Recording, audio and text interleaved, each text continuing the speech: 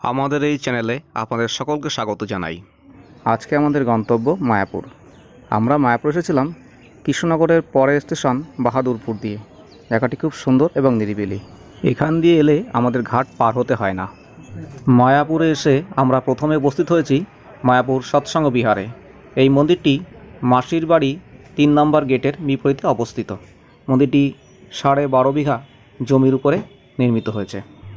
আপনারা মায়াপুরে এলে মায়াপুর সৎসঙ্গ মন্দিরেও থাকতে পারেন। এখানে থাকা খাওয়ার ব্যবস্থা আছে। মায়াপুর সৎসঙ্গ মন্দিরে থাকবার জন্য যোগাযোগের নাম্বার দেওয়া হলো। আপনারা অনেকেই হয়তো এই মন্দির ইতিহাস জানেন, আবার অনেকে জানেন না। অনেক আত্মত্যাগ, বলিদান ও সংগ্রামের মধ্য দিয়ে আজকে এই মন্দিরটি এখানে নির্মিত হয়েছে। মন্দিরটি খুবই সুন্দর। আমরা মূলত মন্দিরে গিয়েছিলাম বনভোজন উৎসবে। চলুন আমরা ঠাকুর প্রণাম করে আসি। এবারে আমরা যাব মাসির বাড়িতে। এটি মাসির বাড়ি 3 নম্বর গেট। ইসকন মন্দিরগুলো বলতেই না খুব সুন্দর করে সাজানো। এখানে গোমাতারা চড়ছেন, কত সুন্দর। এটি ধান রাখবার গোলাঘর। এবারে আমরা চলে এসেছি গিরি গোবর্ধন পর্বতের কাছে। এখানে মানুষ পুজো দেন, পরিক্রমা করেন। এটি মূলত প্রতিকৃতি রূপেই এখানে আছে। এটি তমাল বৃক্ষ গাছ। গাছটি সত্যিই খুব সুন্দর, অনেক পুরানো। কেদুলি বৃক্ষ, বাহ, এই গাছটিও খুব সুন্দর, অনেক বড়। এবারে আমরা চলে এসেছি রাধাকুণ্ডের কাছে। এটি মূলত সে বৃন্দাবনের রাধাকুণ্ড শ্যামকুণ্ডের প্রতিকৃতি হিসেবে রাখা আছে এবং এই জল মাথায় নেন, আমরাও নিলাম। এটি মহাপ্রভুর বিগ্রহ মন্দির। এখানে মহাপ্রভুর বিগ্রহ রাখা আছে। মন্দিরগুলি না খুব সুন্দর করে সাজানো, এতটাই সুন্দর যে না মন প্রাণ যেন জুড়িয়ে আসে, তৃপ্তি আসে। এখানে মহাপ্রভু চতুর্ভুজ মূর্তি হয়ে দাঁড়িয়ে আছেন। এবারে আমরা যাব মূল মন্দিরে বা নাট মন্দিরে। এটি নাট মন্দিরের প্রবেশ পথ। মন্দিরের ভিতরের দেয়ালে রাধাকৃষ্ণের লীলার প্রতিকৃতি ফুটিয়ে তোলা হয়েছে। আর এটি হচ্ছে মূল মন্দির, যেখানে রয়েছে রাধাকৃষ্ণের প্রতিকৃতি। এবারে আমরা এসে উপস্থিত হয়েছি শ্রী সারস্বত গৌড়ীয় মঠে। মন্দিরের ভিতরটি কিন্তু খুবই সুন্দর। এবারে আমরা বেরিয়ে পড়ব বল্লাল সেনের ঢিপির উদ্দেশ্যে। যাওয়ার পথে একটি খ্রিস্টান স্কুলে পেয়ার হচ্ছে। পেয়ারের সময় ম্যাডামদের ওই স্ট্যান্ডের নাচ দেখতে দেখতে আমরা এগিয়ে চললাম। এবারে আমরা এসে উপস্থিত হয়েছি আমাদের সেই কাঙ্ক্ষিত ঐতিহাসিক স্থান বল্লাল সেনের ঢিপির সামনে। মায়াপুর থেকে অল্প দূরত্বে 3.9 কিমি দূরে অবস্থিত বামনপুকুর গ্রাম। এই বামনপুকুরে অবস্থিত বল্লাল ঢিপি। বামনপুকুর বাজার থেকে বাঁদিকে রাস্তা দিয়ে পৌঁছে যাওয়া যায় বল্লাল ঢিপিতে। সেন রাজা বল্লাল সেনের নামাঙ্কিত এই ঢিপিটির নাম বল্লাল ঢিপি। 1982-83 থেকে 1988-89 খ্রিস্টাব্দের মধ্যে খনন কার্য পরিচালনা করা হয়। খনন কার্যের ফলে এখান থেকে পাওয়া যায় ইটের ইমারত, যার চারিদিকে ছিল উঁচু প্রাচীর। প্রত্নবস্তুর মধ্যে উল্লেখযোগ্য হলো পঙ্খের মূর্তি, পোড়ামাটির মানুষ ও জীবজন্তুর মূর্তি, তামা ও লোহার তৈরি নানান তৈজসপত্র, পেরেক ও নানান প্রত্ন সামগ্রী। বল্লাল সেনের নাম অনুসারেই এই ঢিপিটির নাম বল্লাল ঢিপি। এটি সম্ভবত বিজয় সেনের রাজধানী বিজয়নগরের একটি অংশ ছিল। 8ম ও 9ম শতকের ধ্বংসপ্রাপ্ত পুরাতন স্থাপত্য কীর্তির উপর পুনর্নির্মিত এই সৌধের উপরিভাগ আনুমানিক 12 শতকের। বিভিন্ন সময়ে মেরামত, পরিবর্তন ও সংযোজনের নিদর্শনবাহী এই স্থাপত্য 12 শতকে একটি বিশাল দেবালয়ের রূপ পরিগ্রহণ করে। আমরা যে রাস্তা দিয়ে হাঁটছি এটি মূলত দেবালয়টি পরিক্রমার রাস্তা ছিল। ঐতিহাসিক তথ্য থেকে জানা যায় 750 থেকে 1200 খ্রিস্টাব্দের মধ্যে পাল বংশ বাংলায় শাসনকার্য পরিচালনা করত। পাল বংশের শেষ রাজা মদন পাল অথবা গোবিন্দ পাল পরাজিত হন সামন্ত সেনের হাতে। এই সামন্ত সেন প্রথম জীবনে ছিলেন পাল রাজাদের সেনাপতি। পরবর্তী সময়ে তিনি পাল রাজাদের দুর্বলতার সুযোগে পাল বংশের অবসান ঘটিয়ে বাংলায় সেন বংশের প্রতিষ্ঠা করেন।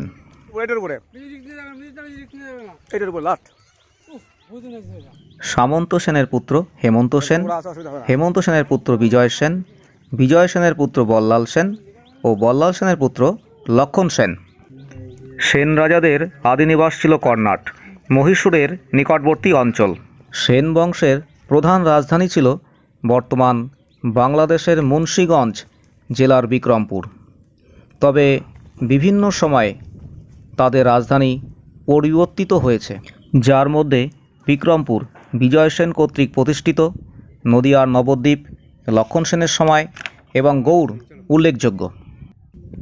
মন্দিরে জল নিকাশি ব্যবস্থাও খুব সুন্দর ছিল। এটি তার একটি নমুনা, কতটা সুন্দর দেখলে বোঝা যায়। সেই সময়কার একটি পাথরখণ্ড আজও কত সুন্দর। এবারে লাফ দিয়ে নিচে পড়ার পালা, কারণ মন্দিরের চারদিকের পাঁচিল কতটা সুন্দর ছিল তা আবার দেখতে হবে।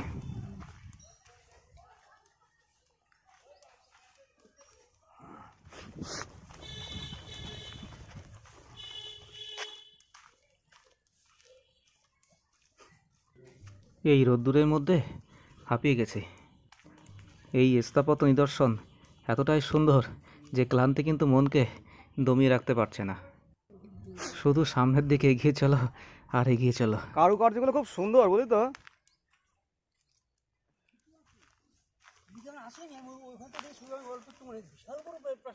বিশাল বড় তো, এটা রাজপ্রাসাদের ব্যাপার না। এদিকে দেখাই যে, চলো দেই লাভ।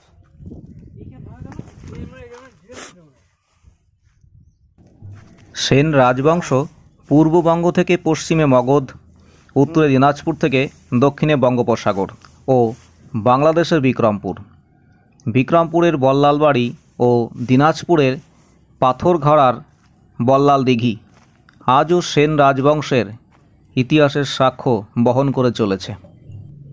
বল্লাল ঢিপি 1300 বর্গমিটার এলাকা জুড়ে বিস্তৃত এবং উচ্চতায় 30 ফুট। ঐতিহাসিকেরা মনে করেন এই বল্লাল ঢিপি বিক্রমশীল বিহারের সঙ্গে সম্পর্কযুক্ত। সম্ভবত এটি ছিল শিক্ষা প্রতিষ্ঠান, যা অষ্টম নবম শতকে ধ্বংসপ্রাপ্ত হয়ে যায়। একাদশ দ্বাদশ শতকে এই ধ্বংসপ্রাপ্ত কাঠামোর উপরেই নির্মিত হয় একটি নতুন ইমারত, যা সম্ভবত বিজয় সেনের আমলেই। এটি সম্ভবত বিজয়নগর রাজধানীর একটি অংশ। বিভিন্ন সময় পরিবর্তনের মধ্য দিয়ে এটি পরবর্তীকালে একটি মন্দিরের রূপ নেয়। যেহেতু সেন রাজারা ছিল শিবের উপাসক, তাই এটি সম্ভবত ছিল শিব মন্দির। স্থানীয় বাসিন্দারাও জানান যে তারা তাদের পূর্বপুরুষদের কাছ থেকে শুনেছেন যে এখানে নাকি অনেক আগে একটি মন্দির ছিল, আর এই মন্দিরের পাশ দিয়ে নাকি বয়ে যেত নদী। নদীর ভাঙনের হাত থেকে মন্দিরকে রক্ষা করবার জন্য এই পাশের দেয়ালগুলো এরকম ঢালু আকারে করা হয়েছে, যা ঐতিহাসিকরা বলে থাকেন। এই নদীর জল নিয়ে মানুষজন নদীতে স্নান করে এই মন্দিরে পুজো দিতেন। মন্দিরে প্রবেশ করবার জন্য 4টি দোয়ার ছিল, আর পরিক্রমার জন্য ছিল পরিক্রমা মার্গ।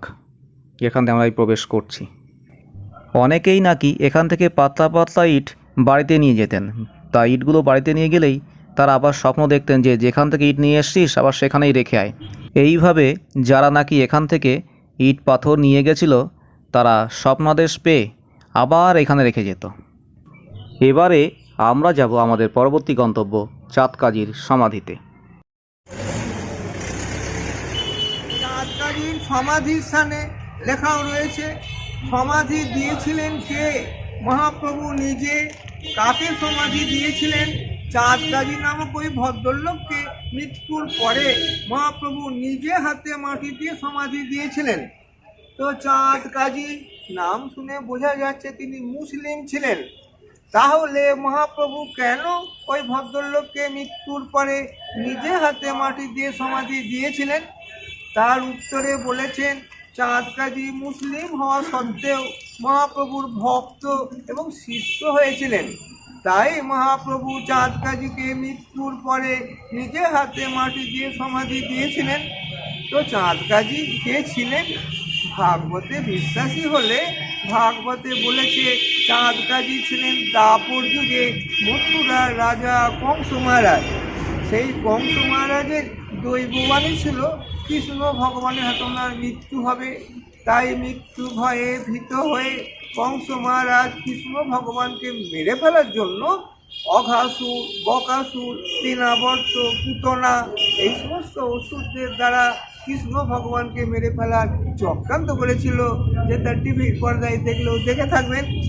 কিন্তু ভগবানের ক্ষতি করা মানুষের অসাধ্য ব্যাপার, তাই কংস মহারাজ কৃষ্ণ ভগবানের কোনো ক্ষতি করতে পারেনি। তখন কৃষ্ণ ভগবান কংস মহারাজকে বলেছিলেন, সম্পর্কে তুমি তো আমার মামা হও, তথাপিও চিনতে না পেরে মেরে ফেলার চক্রান্ত করলে। কি করে মামা হলো?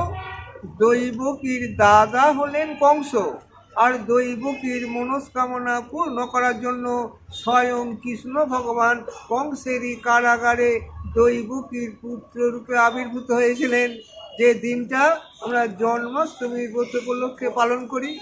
তাহলে সম্পর্কে মামা ভাগ্নে হলো, তথাপিও চিনতে না পেরে মেরে ফেলার চক্রান্ত করলে। তাই পরবর্তী জন্মে তুমি যবনের ঘরে জন্ম নেবে, অর্থাৎ মুসলিম পরিবারে জন্ম নেবে।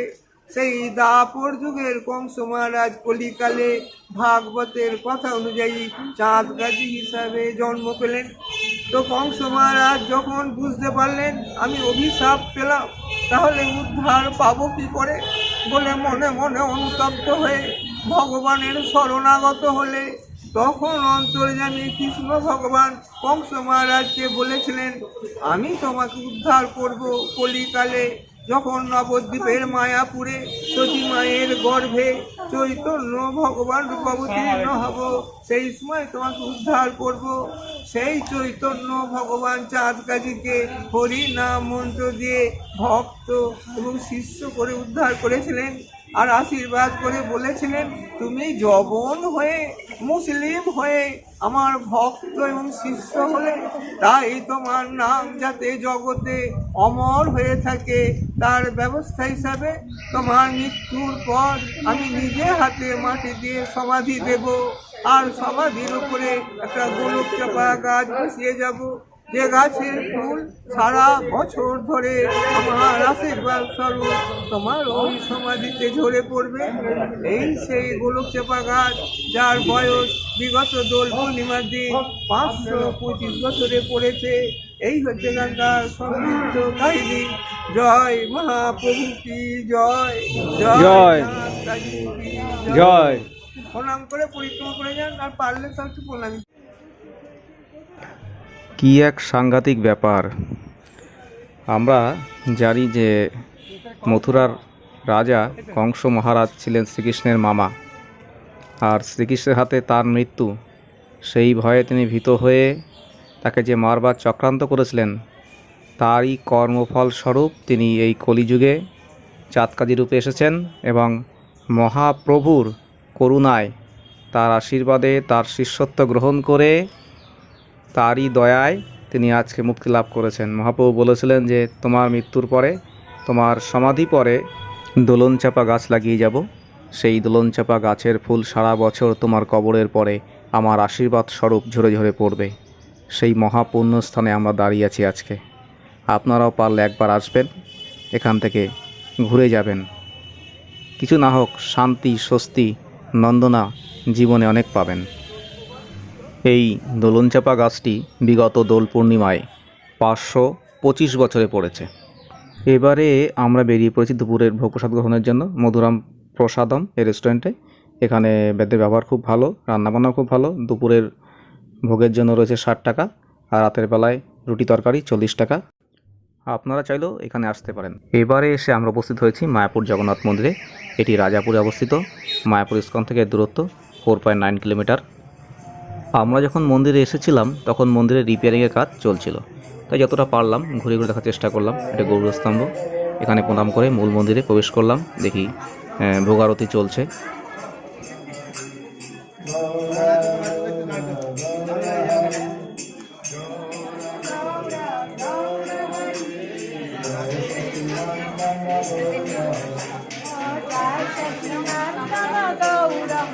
রাখলেই হবে এটা।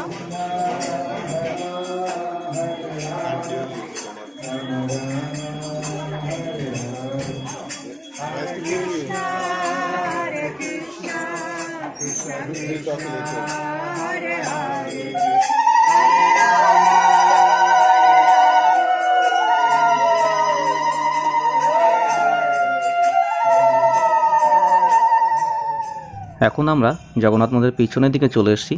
এই জায়গাটি খুব সুন্দর করে সাজানো। আমরা এখান দিয়ে যাব সীমন্তিনী দেবীর মন্দিরে। সীমন্তিনী দেবীর মন্দিরে যাওয়ার আগে আপনাদের সামনে কোনোটি পড়বে। এখানে জগন্নাথদেবের স্নানযাত্রা হয়ে থাকে এই ময়ূরপঙ্খী নৌকার মাধ্যমে। এটি সীমন্তিনী দেবী কুণ্ড নামে পরিচিত। আমরা চলে এসেছি সীমন্তিনী দেবীর মন্দিরের সামনে। মন্দিরটি কিন্তু খুবই সুন্দর এবং এই মন্দিরের সামনে যেন একটা শান্তির বাতাবরণ যেন বিরাজ করে। কত বিদেশি ভক্তরাও এসছে এখানে। চলুন দেখে আসি মন্দিরে উঠে। এখানে সিংহাসনে সীমন্তিনী দেবী এবং স্বয়ং মহাপ্রভু বিরাজমান রয়েছেন। এবারে আমরা চলে এসেছি মন্দিরের পাশে। এখানে 108 বার হরে কৃষ্ণ মহামন্ত্র জপ করার একটা সুন্দর সিস্টেম রয়েছে। এখানে ওই যে সিমেন্টের গোল গোল যে বেদিগুলো দেখা যাচ্ছে, এখানে জোড়া পা দিয়ে দিয়ে চলতে হবে আর মহামন্ত্র জপ করতে হবে। 108টাই গোল গোল বেদি মতো রয়েছে। আমরাও চেষ্টা শুরু করলাম। সঞ্জার হয়ে গেছেও বেরিয়ে যাচ্ছে। আমিও চেষ্টা করছি পরিক্রমা করার।